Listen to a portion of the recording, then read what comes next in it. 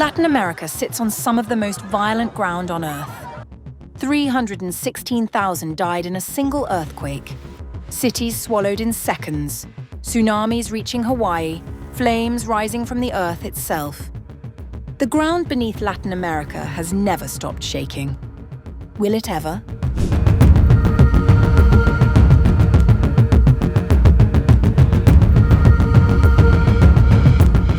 The ground beneath Latin America has unleashed some of the deadliest disasters in human history. From Haiti to Chile, massive earthquakes have flattened cities, triggered tsunamis, and claimed hundreds of thousands of lives.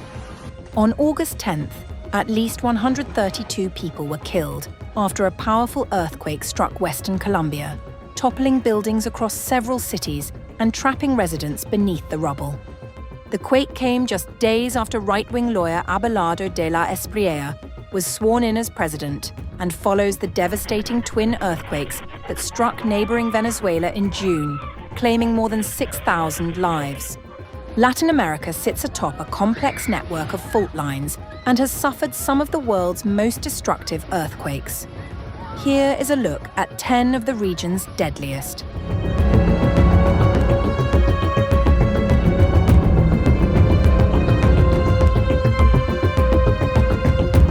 On January 12, 2010, a magnitude 7.0 earthquake struck near Haiti's capital, Port-au-Prince, triggering one of the worst humanitarian disasters in modern history.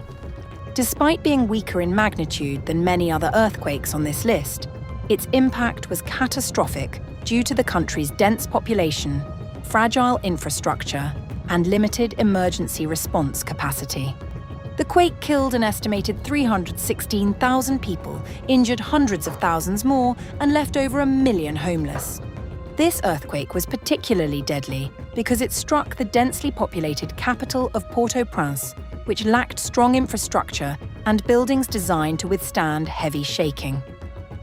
Poor building practices, concrete buildings, and a lack of services to respond to the disaster all contributed to the high death toll.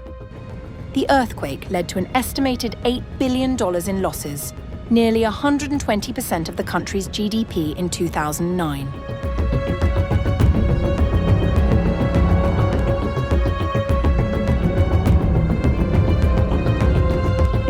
On August 15, 1868, a series of powerful earthquakes struck the region, beginning with a smaller tremor in the early hours and culminating in a devastating magnitude 7.7 quake the following morning. The seismic sequence destroyed numerous towns and villages across Ecuador and Colombia, killing an estimated 40,000 people in Ecuador and 30,000 in Colombia, making it one of the deadliest earthquakes in Latin American history. In a book published that year documenting the disaster, a government commission wrote that the city of Ibarra was asleep when the earthquake struck at 1:15 a.m. local time. The government commission wrote that in less than 3 seconds, Ibarra was turned into a large and dismal burial ground. Almost all of its population is buried under the ruins of their own bedrooms.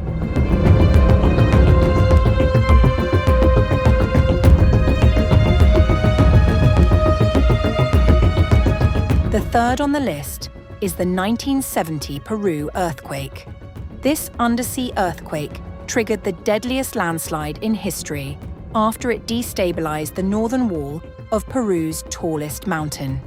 The mass of glacial ice and rock picked up speed and debris as it hurtled toward the towns of Yungay and Ranrajersa at speeds of up to 335 kilometers per hour or 208 miles per hour. The landslide reached the towns with nearly 80 million cubic meters, or 2.8 billion cubic feet, of ice and rocks, burying them in up to 4 meters or 13 feet of sludge. An estimated 19,000 people died in Yungay, while just 2,500 survived. Up to 70% of other towns like Chimbote and Huaraz were destroyed. Nearly 1 million people were left homeless.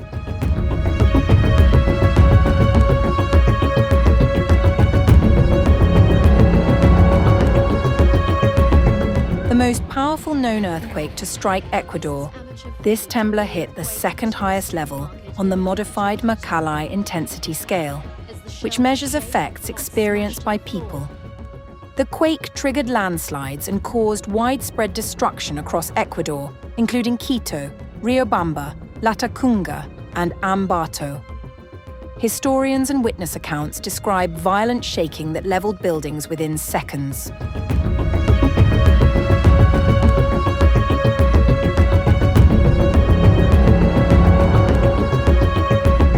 Chile is known for the strongest recorded earthquake in history, a 9.5 magnitude in 1960.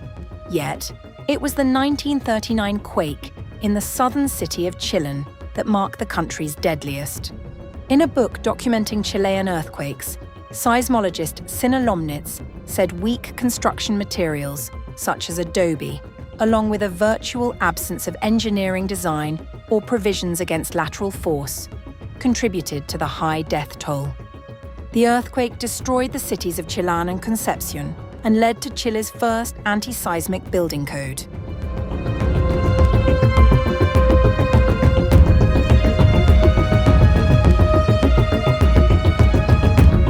A 1962 analysis suggests this event was actually a trio of earthquakes triggered by one another and in close proximity.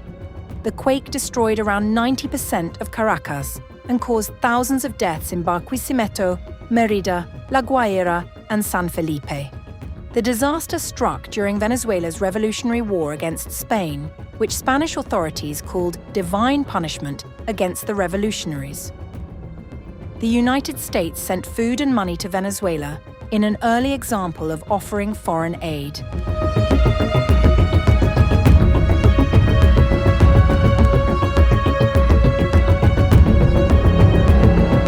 This earthquake struck the city of Arica in what was then Peru, and is now Chile, destroying the cities of Arica, Arequipa, Moquegua, Molendo, and Ilo.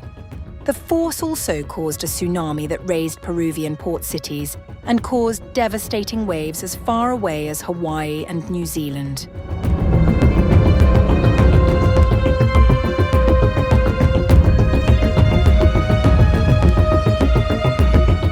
After striking a highly populated area, including the capital Guatemala City at 3 a.m., this earthquake spurred damage across at least 100,000 square kilometers, 38,000 square miles. Adobe houses were obliterated, and strong aftershocks caused additional deaths. Nearly 1.2 million people were left homeless, and about 2/5 of the country's hospitals were destroyed.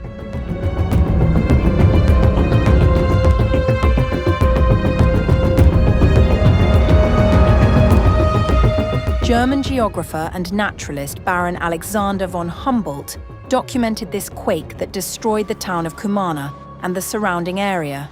Witnesses reported loud underground noises and the smell of sulfur before the quake, and an 1855 catalogue of past earthquakes described flames came up from the earth, followed by a subterranean noise like bubbling, and then followed by shocks near the Bay of Cariago.